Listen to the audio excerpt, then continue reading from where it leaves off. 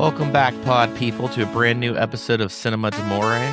I'm your host, Justin, and I'm here with Chuck.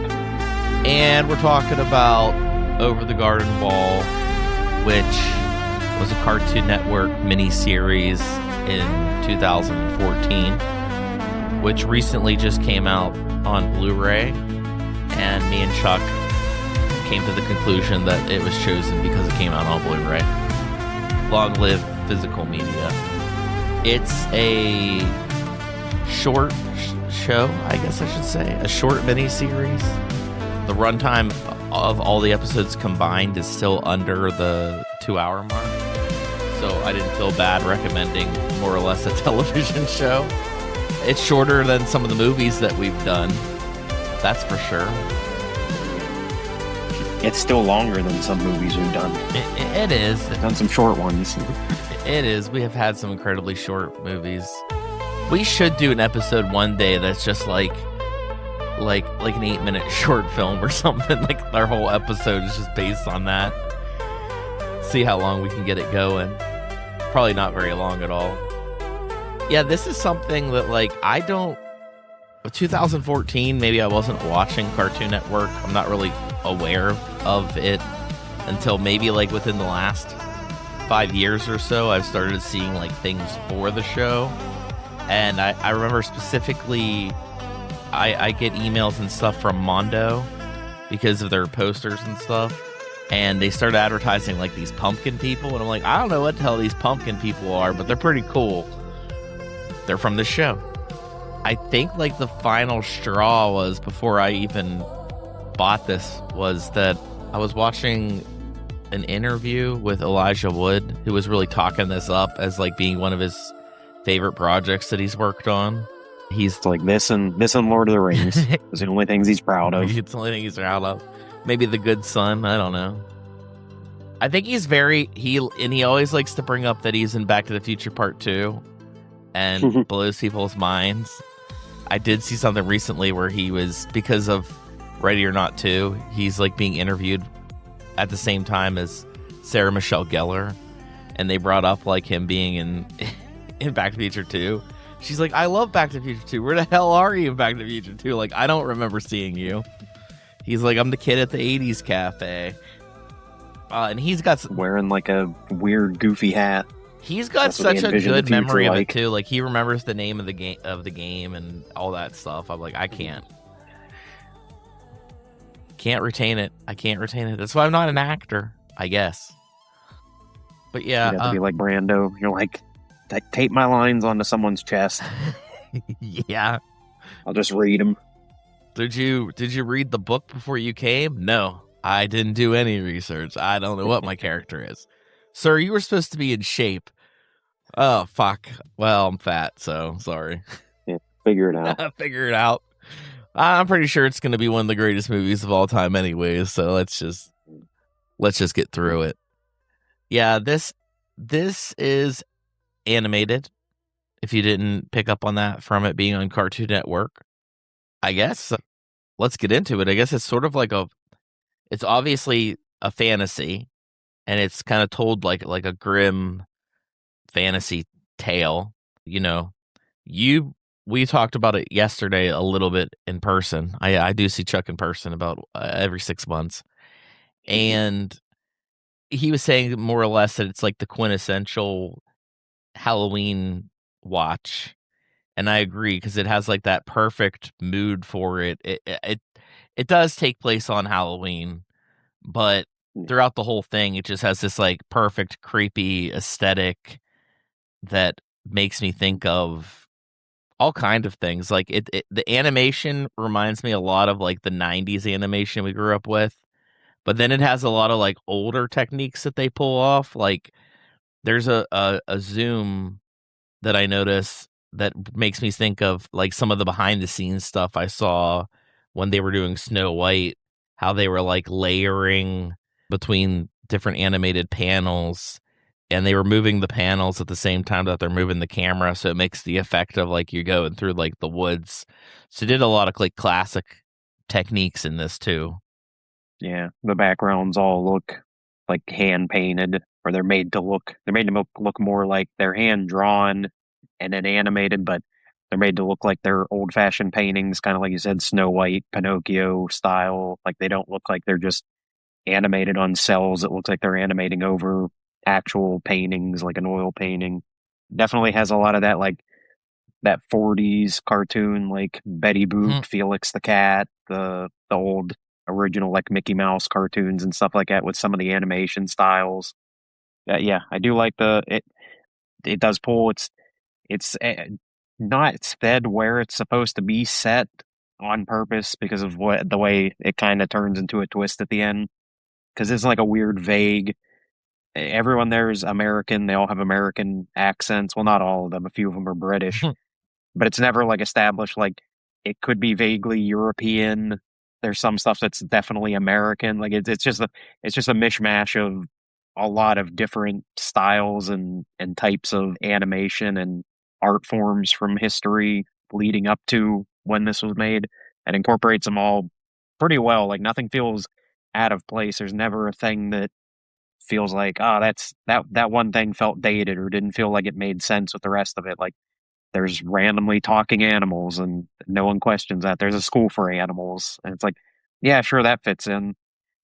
There's a woodsman and witches, which feels very much like it's definitely like the Brothers Grimm fairy tales for sure with stuff like that. Yeah, even there's a lot of even, like, very beautiful, like, obviously just a single drawing that says, like, no, like a tree, like a creepy tree, or they have this, like one of the best shots at the end is the villain who's always in shadow, and it's literally, like, a split second. You pretty much have to pause it, or you'd have to go online to see it because it's only enough for, like, your mind to register it, but you don't even like, it's over before it starts. And it's just like this beautiful image that's just like one singular image that probably took somebody like hours to do. And then, like you said, probably by hand, I'm assuming. But yeah, like you said, the characters don't seem out of place. Even though I would say the characters have like the most modern look, the main two, Wirt and Grimm, Yeah. or Well, Greg, sorry. you're thinking of the Brothers Grimm. Yeah, I am. I am. I mean, obviously it's influenced by it. They don't say a lot either. There's only like a handful of moments too where they throw in dialogue that feels like out of place. Like they're not from this time period. Like when they're getting caught by Auntie Whispers and she's like, I smell children, and he's like, children, I'm in high school.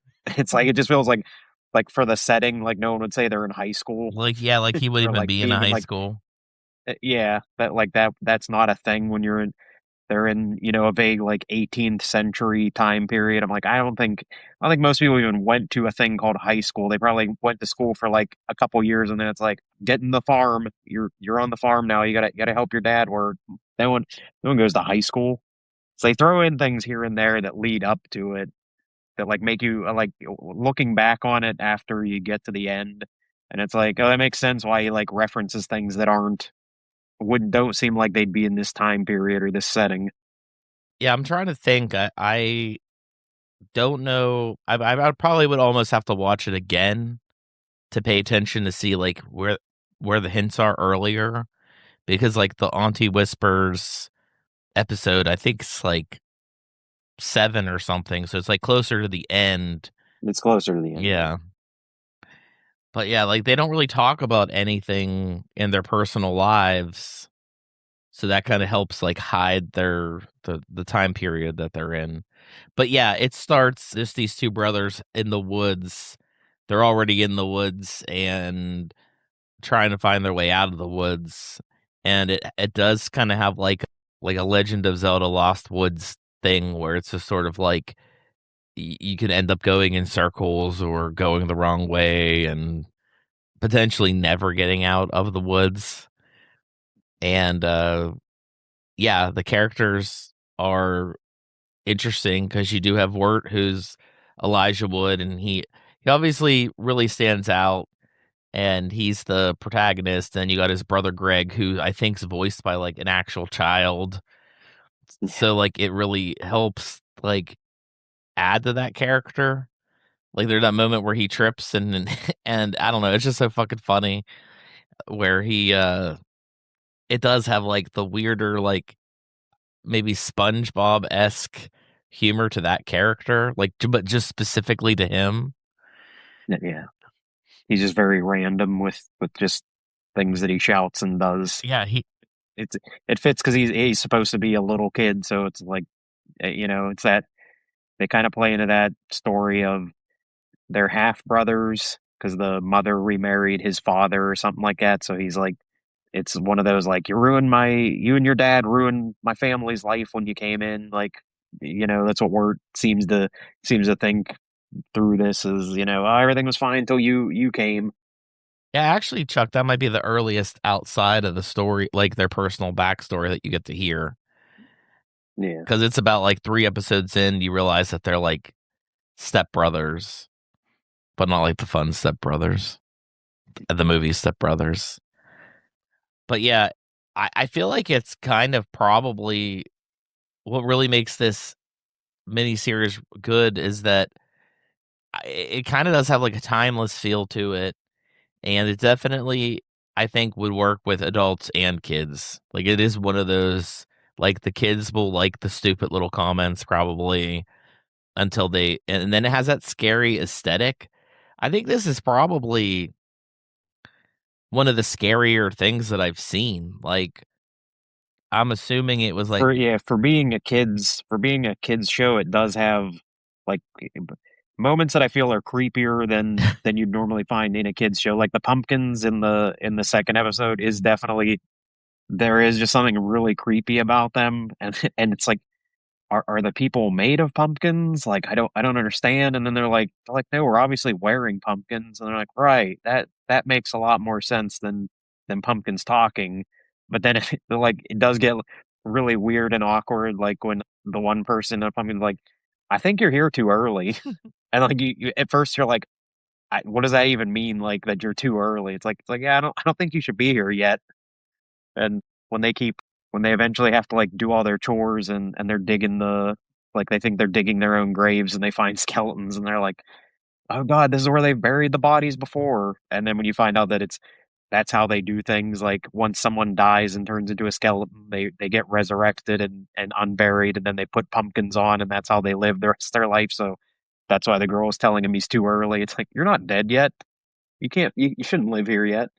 yeah, and it has like the Wicker Man, like creepiness cult thing going on. Yeah, the giant pumpkin that like is over top of all of them, like that's Chris Isaac, like the creepily deep voice. Yeah. Yeah, and I do like that when they come into the town, it doesn't seem like anybody notices them at first, and then the first time they're noticed is, like, kinda terrifying where, like, everybody, like, slowly turns towards them, and yeah, like, I'm trying to think too, the anti-whisper shit was, like, creepy as hell too, like, she's just she all reminded me of, like, Spirited Away or something, like, she's just this overly huge like, the witch in that. Yeah. She's just this, like, overly huge, creepy woman, yeah, with the what eating her turtles. And But I oh, it is good. they play it good too throughout most of the episodes. Like there really only is a couple characters that are actually villains throughout the whole thing. Like a lot of the episodes end with it being like basically realize it's just kids being like afraid of things just because they kind of seem creepy or odd. But then when they learn the thing that they thought was the villain isn't, like the Auntie Whispers one, they imply that she's definitely a witch and she's definitely like kidnapped this girl and keeping her locked up because she's like evil. And then it turns out when they try to break out and escape, it's like, no, that girl's possessed by an evil demon that'll kill you if she doesn't, if Auntie Whispers doesn't control her. Like, they come up with a solution to like banish her using the magic chime or something. Like again, the pumpkins seem like they're evil, and then at the end it's like, no, they're not evil, they're just skeletons that wear pumpkins and they just like to have fun and party and be pumpkins, but they're not, there's nothing evil about them. The only characters that are really evil are the beast and then Adelaide, which is I guess played in a way that Beatrice like keeps hyping up like, well, once we find Adelaide, she's such a good person, she'll help us. Like it's the exact opposite. She keeps pitching that character as she's like a really helpful woman, she's gonna help us, and she's like the real villain that just wants to like keep them as slaves or something like that or steal their souls. Yeah, Beatrice is like the only one of the few characters that is kind of the opposite, where she seems super helpful, then you find out halfway through that she was like, I'm not evil. It's not black and white. It's Yeah. but she's sort of like is like you said, she gets to a point where she's like, let's not go see Adelaide. And they're like, we have to. And she's like, no, no, I Yeah. don't think it's a good idea anymore. But like you made her sound like she's so great. We have to go see her. You've been telling us the whole time about how we need to see her. I'm trying to see how it goes. I think it's like eight episodes, and then you get the ninth episode's the flashback where you kind of see where the hell that they've ended up or where they got where they were, which they do start in like a very modern time, and Halloween explains their costumes. You know, why they're wearing such odd things that for the entire runtime you're like you almost just take it as again because everything is such a fantastical thing.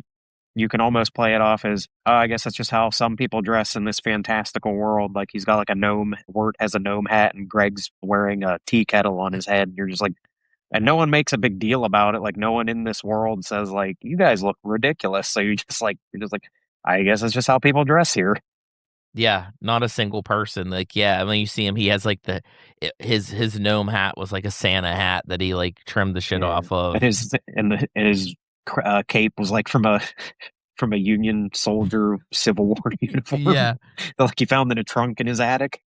yeah. So it's a good set. Which I guess really when you look back, they are the odd ones out. Like they're the only ones dressed strangely. Actually, everybody else, even when they're on the riverboat with the frogs are all wearing completely normal clothes that like humans would That wear. Like frogs would wear. once you get to the last episode, yeah, once you get to the last episode, you almost do realize that at first you're kind of like, I guess people just dress weird here, and then you look back and you're like, no, actually, they were the only ones dressed weird the entire time, even in the fantasy world. Like everyone else was just dressed like a normal person. Yeah, and I would say not even that the series has like a huge twist, but almost every episode, like you said, the twist is that the people that you were afraid of had an explanation for being the way that they were.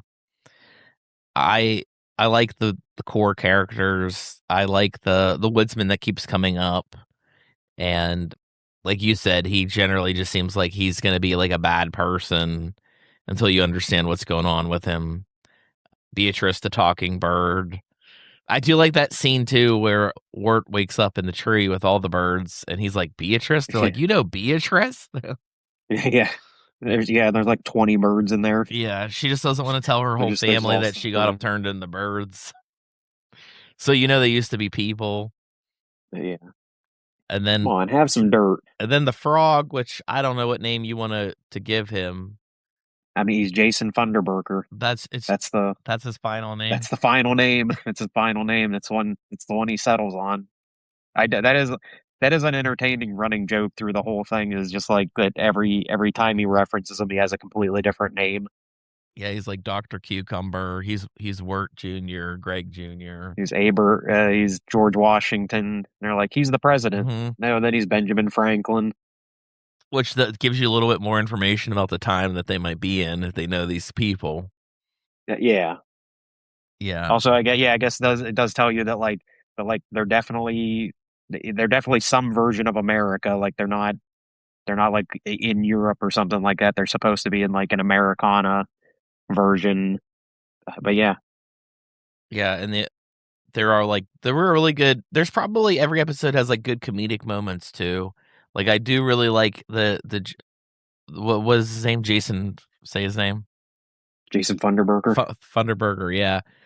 Like stealing Wirt's girl or the girl that he likes, and like the very first person that you see that's like a jock, you're like, oh, that's gonna be him, and it's not. It's just this like tiny little nerd guy, Yeah, and he's just like, oh man, he's just got it so good. He's just so cool.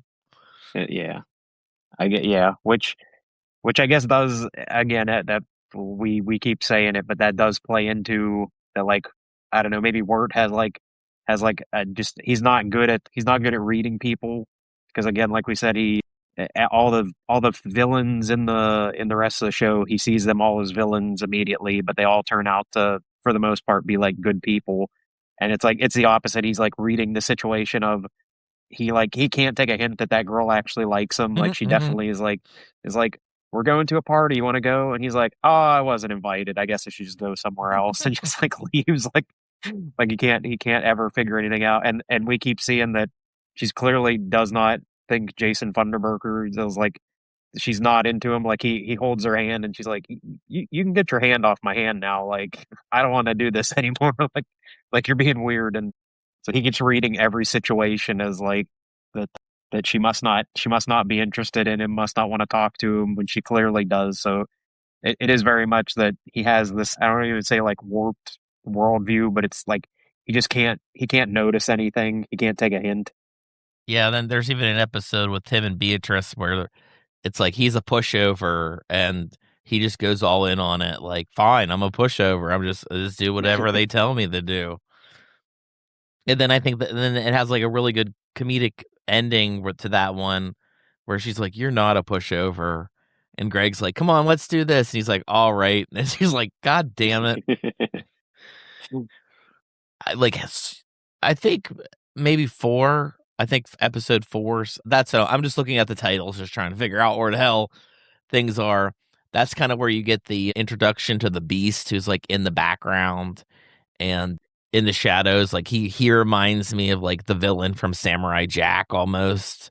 He's got the big Yeah. horns, long, skinny, like, in the background, and he's clearly got something over the Woodsman, and so you find out that, like, the Woodsman's lantern is like, has the soul of his daughter or something inside the lantern.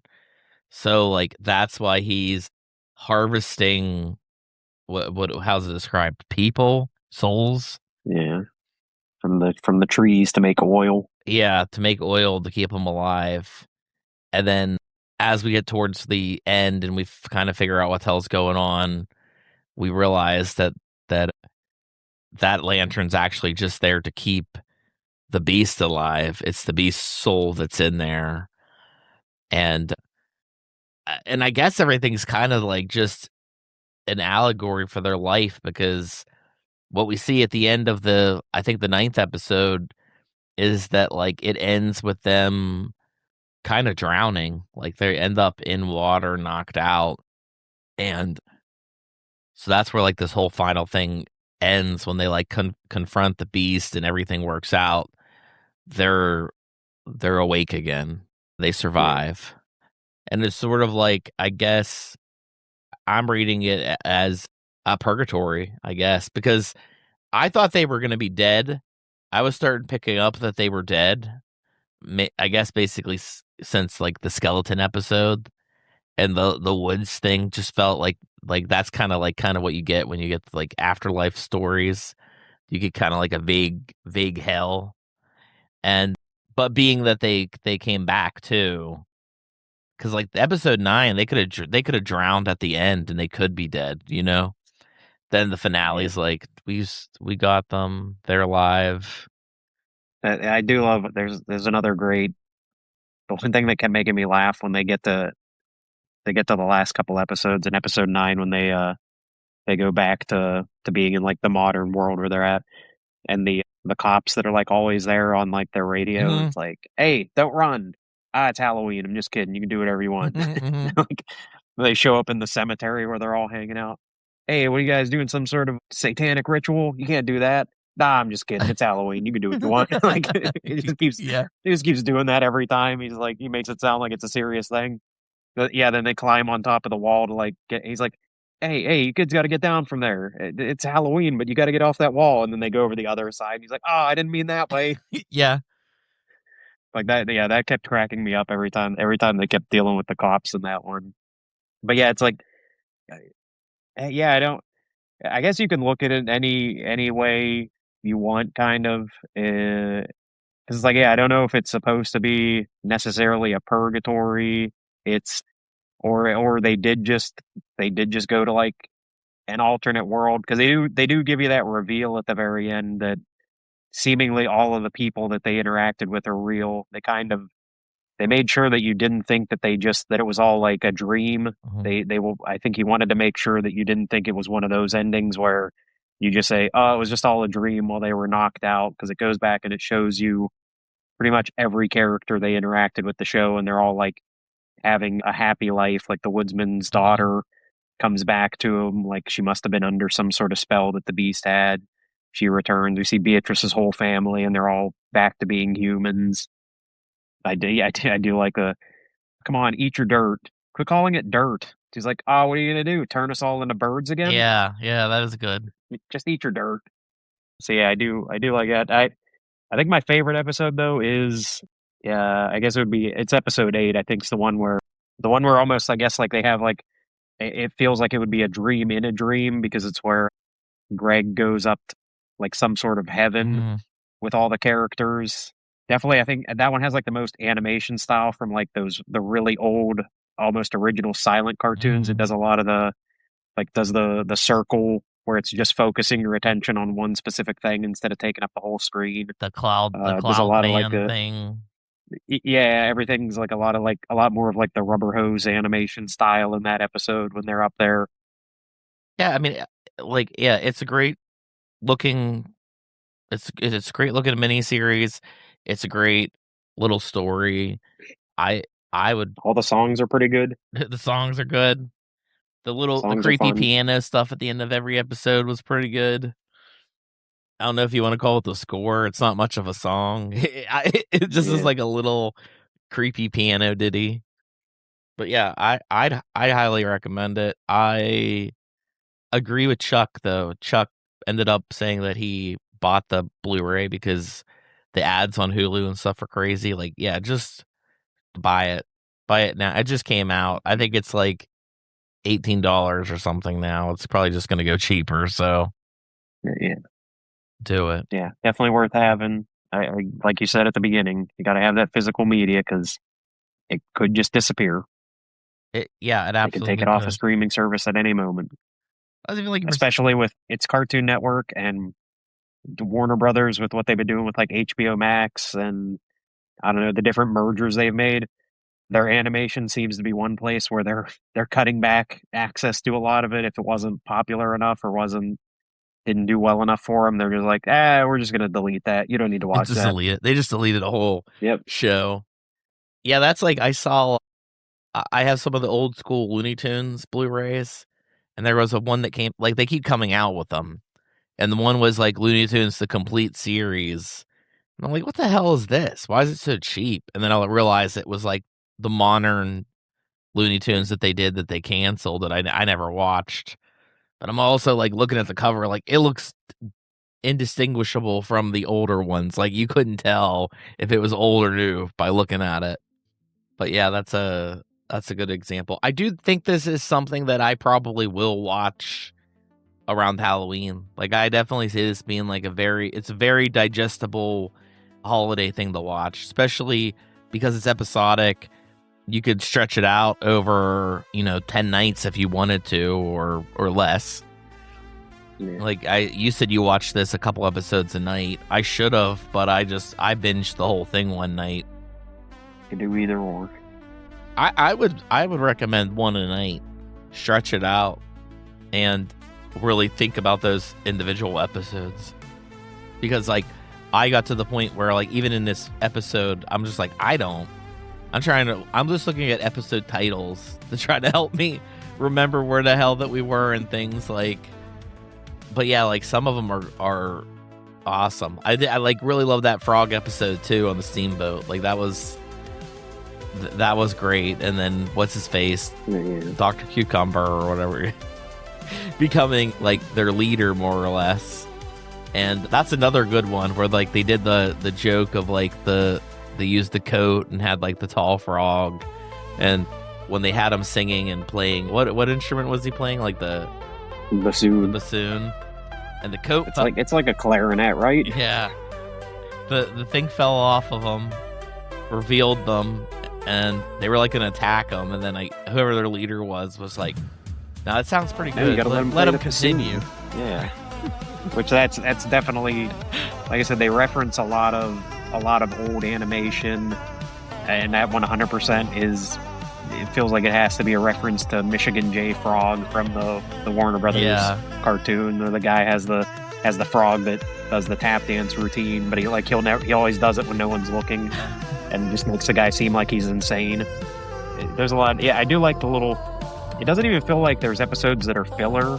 Like there's definitely episodes that are more related to the story that have like the Woodsman in them, or Adelaide or something like that. But even like the frog episode, or the one with John Cleese, where he's the tea guy, and he's like, "Yeah, I'm haunted by this lady," which that one has a lot of great comedy moments too. Of like, I do love the horse. It's like, like, are we scamming this guy? No, we're stealing. I don't think that's right. Well, you stole that horse. He's like, he's a talking horse. He can do whatever he wants. Then he just goes, "I like to steal." Yeah. And they're like, see, he wants to steal. He's into it. Yeah, that's good. We could have probably even broken this up and just did individual episodes and had a good discussion with each of them. So I say spread it out. Currently, Hulu or Blu-ray. Check it out, find it, and we'll see you in another 2 weeks with whatever Charles picks. Yeah. Thanks for listening. We're Cinema D'Amore. Follow us on Facebook and Twitter to stay up to date with news and information on upcoming episodes. Find us on Apple Podcasts, Google Podcasts, Podbean, Spotify, Amazon Music, Audible, Pandora, Alexa, or iHeartRadio.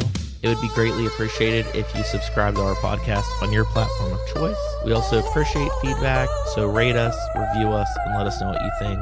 And above all else, thank you for listening.